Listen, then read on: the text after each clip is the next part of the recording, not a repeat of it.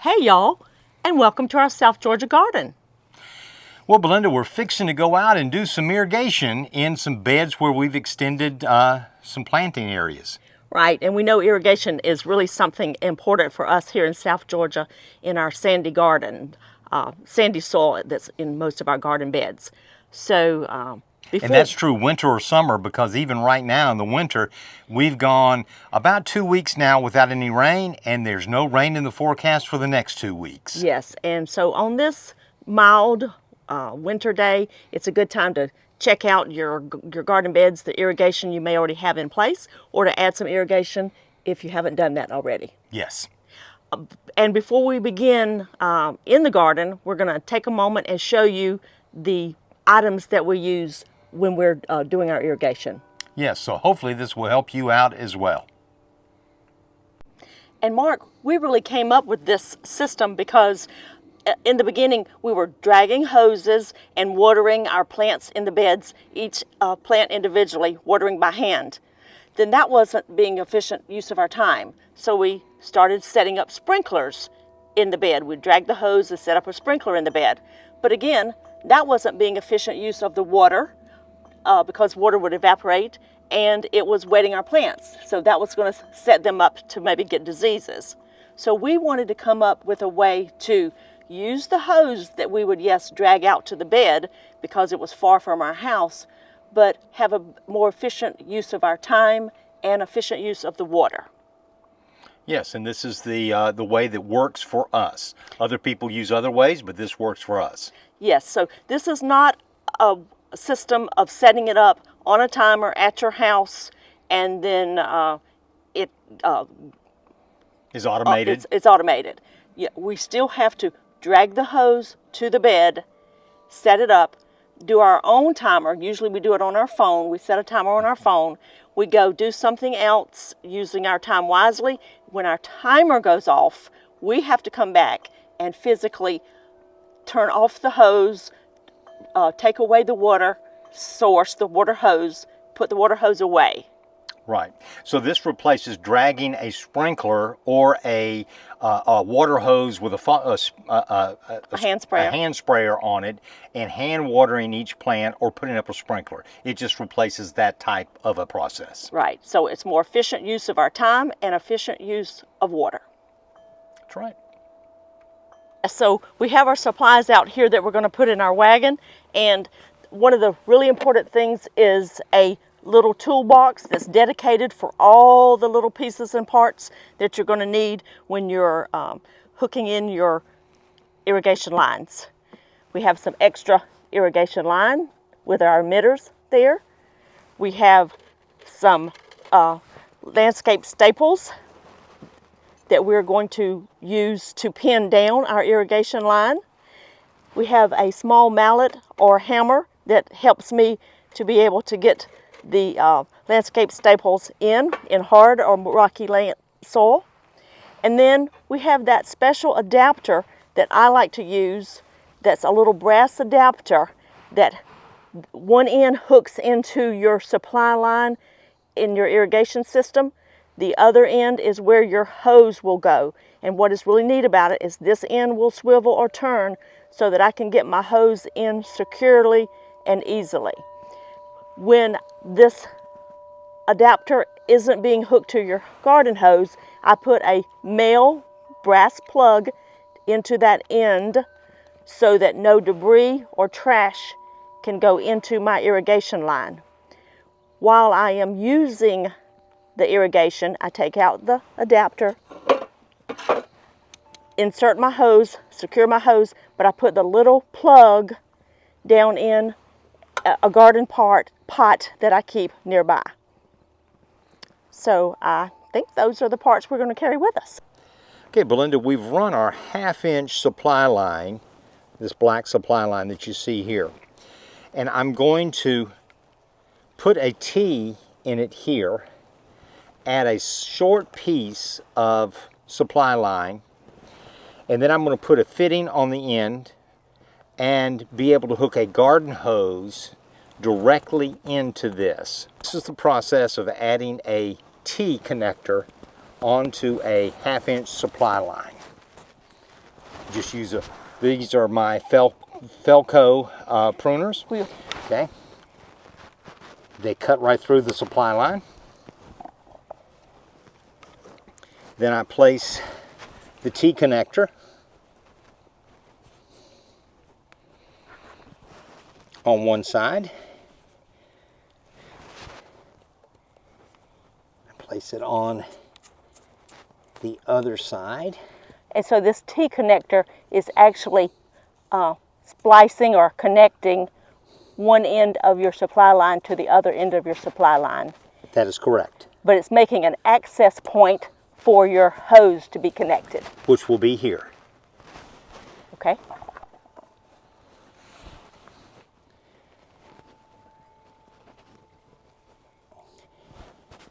And Mark, we kind of watched some YouTube videos on how to do the irrigation, didn't we? We did. In fact, actually, that's how we found out about this particular type of irrigation and how to install it and where to buy it. Drip Depot is where we get ours. And we've had really good luck with them, haven't we? That they seem to have all the different parts that we need, and we order it and they ship it right to us. They ship it and it gets here very, very quickly. They're very responsive. They are on the West Coast and we're over here in South Georgia on the opposite coast. Right. And even though you can purchase most of these parts like from your big box stores, we just found that Drip Depot had a better selection for our needs, and pricing was a good pricing also. Absolutely. They have, all the fittings you need. A lot of times when you go to the big box store, they have kits, or they're missing a fitting, or they don't have something that you need. Drip Depot has it and they deliver it straight to your door. Okay, Mark, I think I missed one of the things that you did. Okay, so your black pipe, go back, lay it down for a moment, please. So your black pipe there is 1/2 inch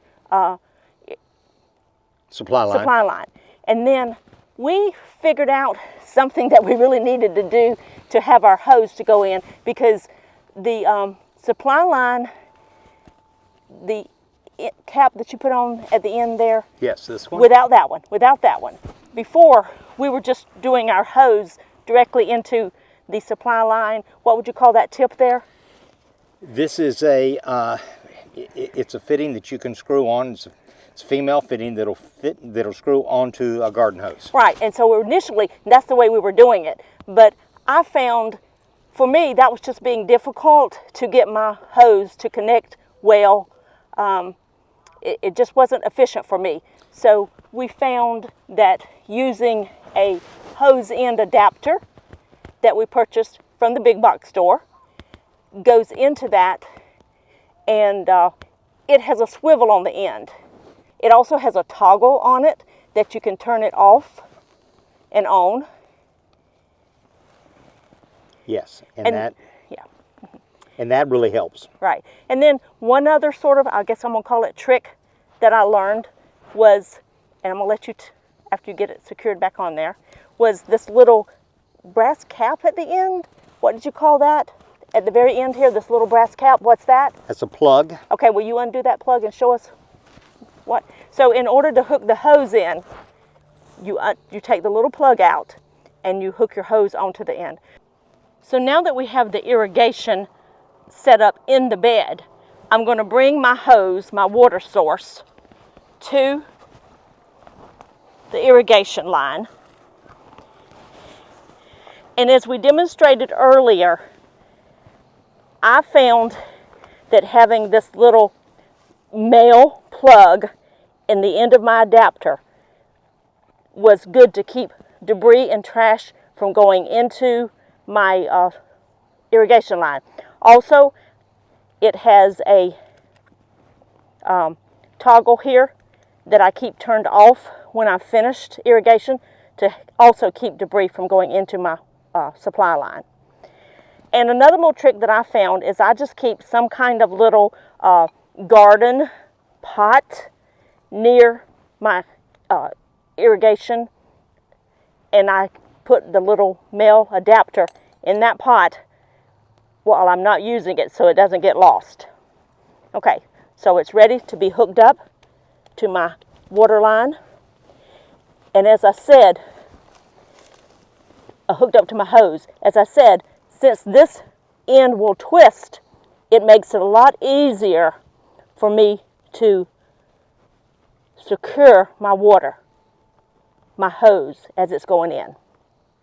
Once I have it secured, I turn on my irrigation and I turn on my water. And then you kind of listen.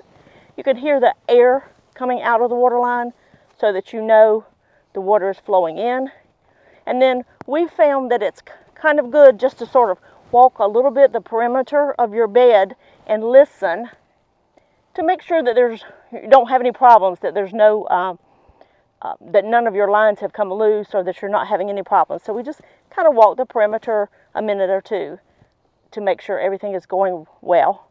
And Belinda, we did find in one of our beds that a rabbit or something, squirrel or something, had chewed through one of our spaghetti drip lines, the 1/4 inch, and we had water just spewing in the air. So doing a quick walk by the garden bed allows you to see if something's wrong. Right, so it's just kind of a good excuse just to kind of walk around your garden bed, see what's going on, enjoy some blooms that may be in the bed, or maybe see some weeds that you might want to come back to. So it's a good little check of your garden bed, and especially to make sure that your water and your supply line is working properly. Yes, and that's the other thing that we found out about this system. If you have an automated system that's hooked up to an irrigation line that's automated, you don't check that. So sometimes you won't know that something's wrong until plants start dying. But when you hook up your hose, in this case a garden hose, to your irrigation line, you're a little more cognizant every time you hook up. Is something wrong? Is everything functioning all right? Yes, and if you noticed, this hose that I'm using here is a hose link, and we do have some hose link located near the house. We have the 100-foot hose link, but as we said earlier, with our large property, we have some garden beds that are far from the house, and a 100-foot hose link won't do it. So we do use regular garden hoses to go out to those areas farther from the house. Yes. All right, so we've set our timer. We let it go for whatever amount of time we want that bed to be irrigated. And when our timer goes off, we come back. And usually what I like to do is turn my water hose off first. And then I turn my irrigation toggle off next to let that last little bit of water come out into my bed. After doing that, I unhook my hose, and again, this swivel end on this adapter makes that so much easier for me. I take my little male plug, put it back in my adapter here, and then a lot of times I just take that little container and put it right over the end, so I know exactly where the end of the irrigation line is. Yes, this very is good. And it really has been a game changer for us to have this irrigation, because we have quite a few beds that are quite a ways from our house. So we didn't want to have them on a underground irrigation system. That just wasn't going to work for us. But this helps us, especially in South Georgia, in our sandy soil. It helps us to make sure our beds and our plants are watered well. Yes, and other people may choose other ways of doing this. This is what we found out that works for us, and maybe it'll work for you. Yeah, and we kind of feel like this is maybe a country style, just kind of a laid back way of doing it, and it's something we can do ourselves. So we like that. We like the sort of the challenge of doing it ourselves. So it's worked well for us. So Mark, we want to show how we install the drip irrigation and how we make some changes to it or modify it when we put in some new plants. Yes, we already have this drip irrigation running down this shrub row here along our fence. We've got our half-inch. Yeah, move on out to this. We Please. have our supply line here. Yes. And then coming off the supply line, we have a smaller, what we call spaghetti line. And this is also a supply line that will run from here to the tree behind you, Belinda. Okay, so that little spaghetti supply line that's black is as you're saying, it's a supply line that comes on down to the tree. But that doesn't have emitters in it, does it? No, it doesn't. Because we want this just to give more pressure when it gets down to the tree. Correct. Okay? And Belinda, here is a supply line showing, and you can see the emitters here and here. Okay, so for the type of irrigation supplies we use, our supply line that has emitters is brown, the brown spaghetti. That's correct. You can get them in different colors, but we choose to use a black supply line and then a brown drip emitter line, and that helps us identify what we're doing. Correct. So when I look at the ground, pull back my mulch, and I see a black line, the big supply line or the smaller spaghetti supply line, it's black. So I know that supply line, it does not have emitters. It's not letting any water out to the plants. Correct. Okay? But the brown spaghetti line has the emitters. Okay? Yes. And this seems like it's maybe the 9-inch apart emitters. Yes, I think so. I think Right. this is 9-inch. We use some 6-inch and some 9-inch. And they actually make it in 12-inch as Right, well. right. Okay? All right. So the process is you have a connector that goes into your 1/4-inch, either supply or, in this case, a drip emitter. Okay. Then you have a punch that's the same size here. And you actually find where you want to install this line on your larger supply line, your 1/2-inch supply line. Okay. So we've uncovered our black 1/2-inch supply line that's supplying the water. Yes? Yes. And now I'm punching a hole in it. And into that hole that I just punched will go the connector. Oh, and when you hear that pop, that makes you feel good, that you feel like you've gotten a really good connection, doesn't it? Absolutely. All right? And so this is actually the drip line, the brown drip line. Yes. And that means that there will actually be water dripping in this area. Right, so everywhere this brown drip line goes down, water's going to be coming out.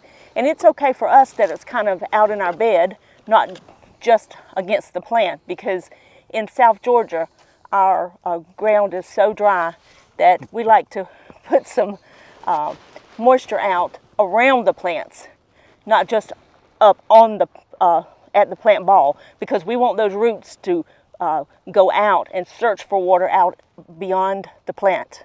Good point, Belinda. And anyone who installs drip irrigation needs to be aware of the type of soil you have. As you can see, our soil is very sandy, which means that the water runs through it quickly. So it's okay that we're adding a little extra water into this bed. But if you have clay or heavy packed soil, you may want to run a supply line closer to your plant. Yes. So you have to be a steward of your own garden and know your type of soil and your rainfall. Absolutely. Okay. Okay, so then we run this line, and what we like to do is, as we get close, instead of ringing all the way around the plant, we found that as plants grow, they will grow into this supply line if you're not careful. So rather than ringing it, we like to loop. And this is what I mean by loop. We actually come in. Come near the plant. Yes, and as you're going, I see you're kind of pinning down your supply line so it's more manageable. Yes, with landscape staples. And you can just buy them from any of your big box or hardware stores, correct? Yes. Actually, I think we order them from a big box store and they have them delivered. Okay, so you're kind of looping around, and this is going to give extra water around your plant, especially since we're in this really dry soil. Correct. Okay, so you kind of come around the top. I'm going to move over to see that you're going to come around the side of your plant with your supply line. Yes.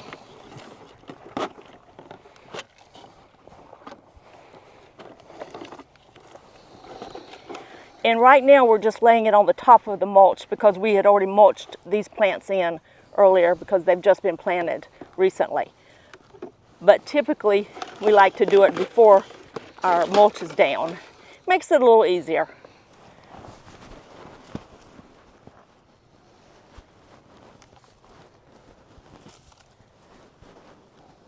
All right, so it's almost like you did a horseshoe shape maybe around this plant. That's correct, Belinda. And then this way, as you said, it's if something were to happen to this plant or we wanted to change the positioning of this irrigation line, it's not a circle around the plant. So it's easier to manipulate this horseshoe configuration than a circle configuration. That's correct. And what we have here is we know our ground slopes down.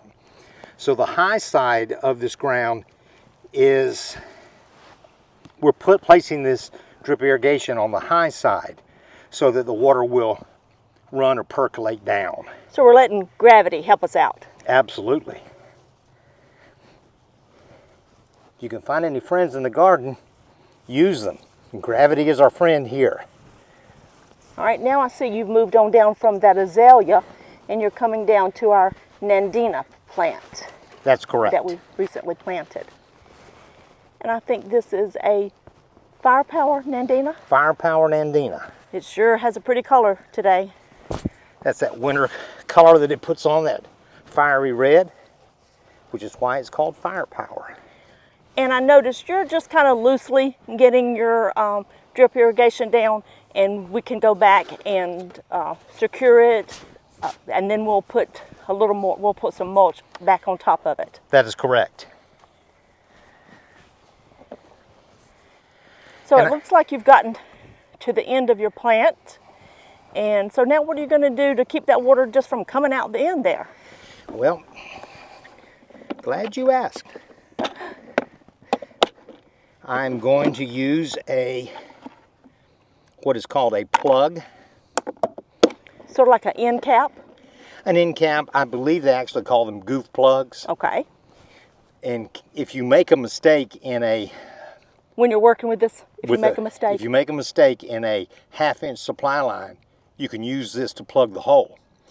Or you can use it to plug the end of a 1/4-inch supply line. I mean, drip line. Drip line, okay.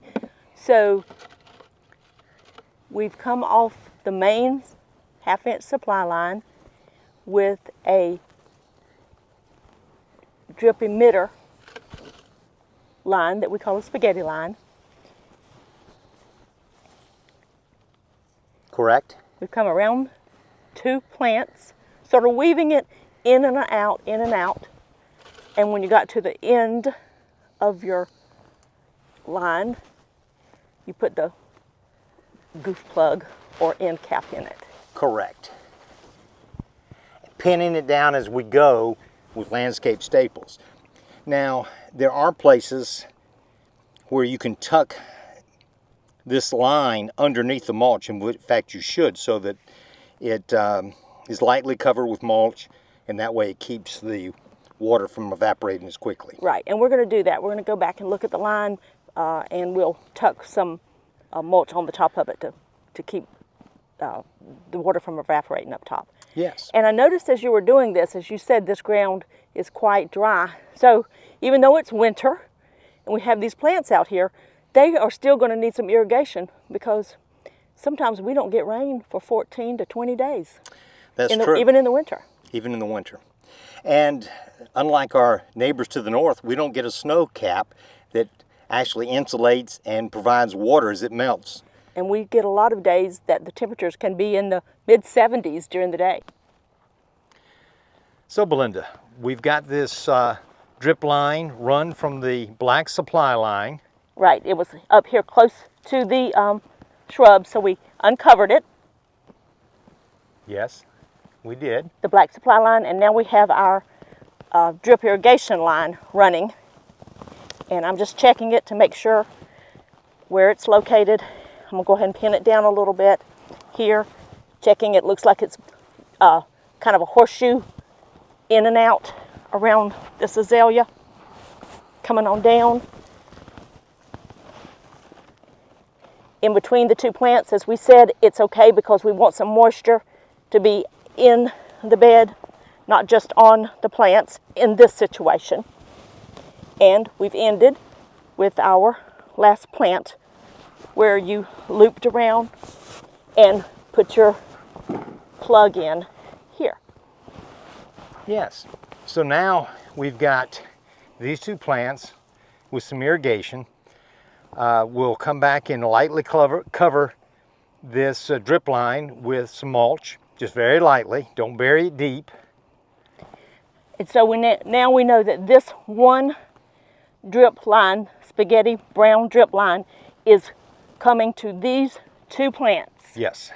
It's dedicated to these two plants. But if I wanted to plant some little annuals or something else in between or around it while these are growing, I've got some drip irrigation down there also. Absolutely. And Belinda, I know that's one reason that we like using this drip line. One is our soil is so sandy that it runs through it quickly.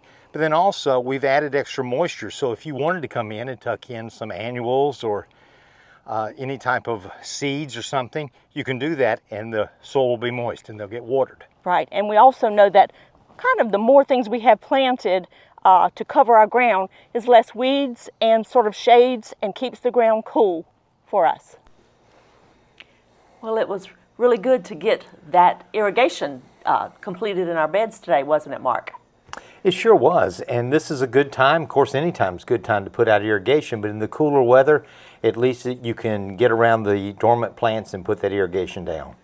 Yes, and really, you need irrigation in your beds pretty much all year, especially here in South Georgia. Certainly do, and hopefully people have gotten some information on how we do irrigation, but if they've got questions or comments, they can leave them for us and we'll be sure to respond. Right, and even other parts of the country, if you're not under snow, you still need to be checking your garden beds in the winter because your plants still are growing and they need water in the winter. Yes, just remember, because you don't see growth above ground doesn't mean that those roots aren't growing and need some irrigation. Right, and we hope gave you some good information and were thorough, but if you still have questions, please put those in the comments and we'll try to answer your questions. Certainly will. Well, I think it might be some time for some sweet tea on the porch. I think it sure is. Cheers from our South Georgia garden. Happy gardening and keep those plants well watered.